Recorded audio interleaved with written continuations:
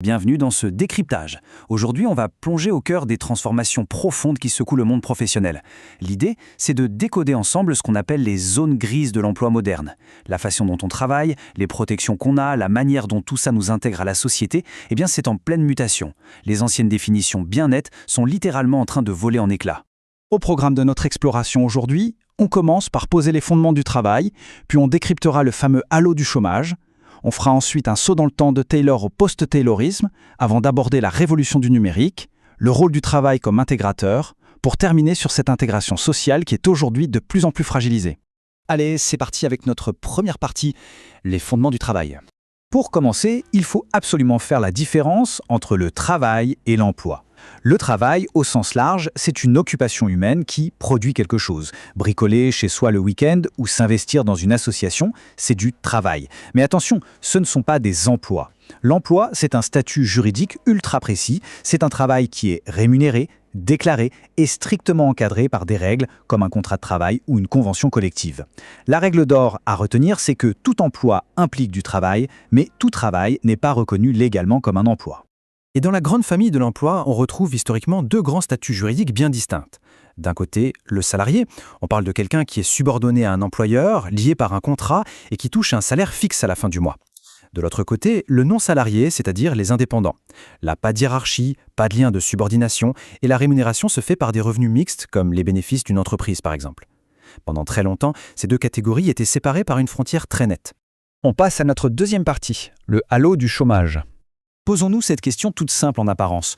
Où s'arrête exactement l'emploi et où commence le chômage ? Eh bien, avec l'explosion des contrats atypiques comme l'intérim ou le temps partiel, cette frontière est devenue incroyablement floue. Officiellement, les statistiques rangent les gens dans 3 cases, les actifs en emploi, les chômeurs et les inactifs. Sauf que la réalité humaine, elle, déborde complètement de ces cases. Et c'est là qu'on entre dans le concept fascinant du halo du chômage. C'est une immense zone grise, remplie de personnes qui ne remplissent pas tout à fait les critères administratifs stricts pour être des chômeurs officiels. Prenons 2 exemples frappants. D'abord, le temps partiel subi. Ce sont des gens qui ont un emploi, mais qui voudraient travailler beaucoup plus d'heures. Ils ont un travail, oui, mais ils frôlent le chômage en étant sous-employés.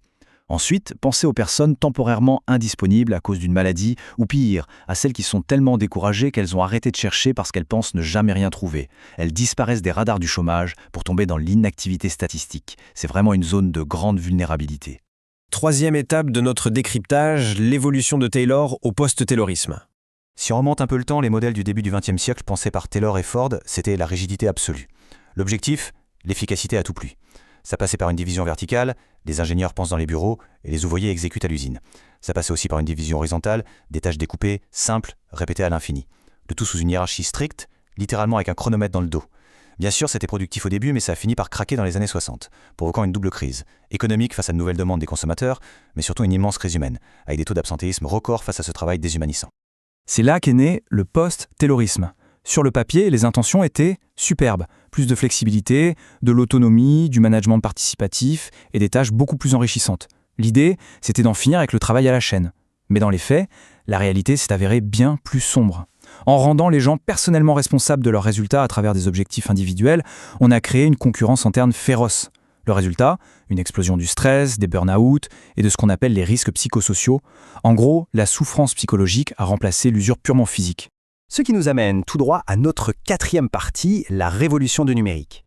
L'informatique et les technologies ont créé un phénomène massif que les économistes appellent la polarisation des emplois. Pour faire simple, l'automatisation détruit progressivement les emplois de niveau intermédiaire, ceux qui comportent des tâches très routinières. Du coup, le marché du travail se creuse en son centre et on se retrouve avec 2 extrêmes. D'un côté, une concentration de postes peu qualifiés et mal payés, et de l'autre, des emplois hautement qualifiés et très bien rémunérés.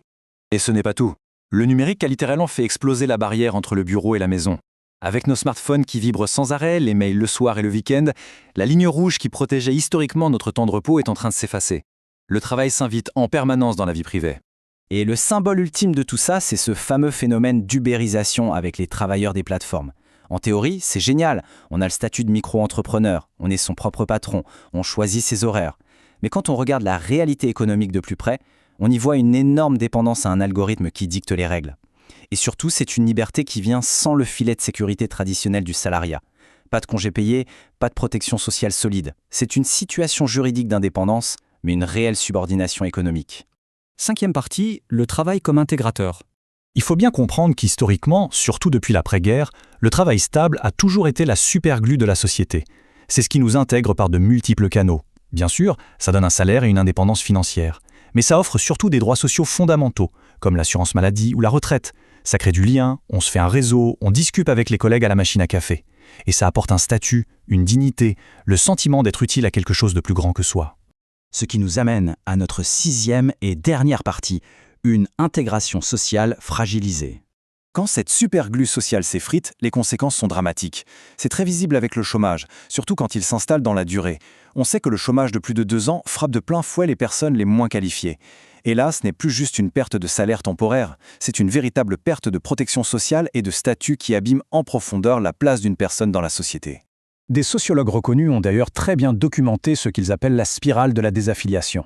C'est un effet domino terrible. Ça commence par la perte de l'emploi. Ensuite, on perd le contact avec ses anciens collègues. Le réseau de sociabilité fond comme neige au soleil.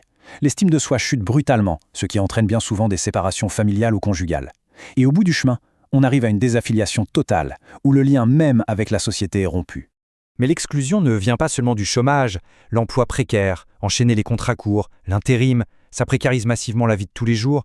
Avoir des revenus intermittents, c'est s'exposer directement au risque de pauvreté. Sans CDI, essayer de louer un appartement ou d'obtenir un crédit immobilier, c'est un véritable parcours du combattant. En plus, en changeant sans arrêt d'entreprise, impossible de tisser des liens solides avec un collectif de travail ou de s'engager syndicalement. La solidarité entre travailleurs s'évapore. Bref, tout cela soulève une vraie interrogation. Face à un monde du travail qui se polarise, face à des emplois atypiques qui se multiplient et une vie privée sans cesse envahie par les outils numériques, comment est-ce qu'on va pouvoir réinventer ce fameux ciment social ? Le travail pourra-t-il redevenir un vrai moteur d'intégration ou allons-nous vers une société de plus en plus fragmentée ? Voilà une réflexion fondamentale qui nous concerne absolument tous. Merci d'avoir suivi ce décryptage avec nous.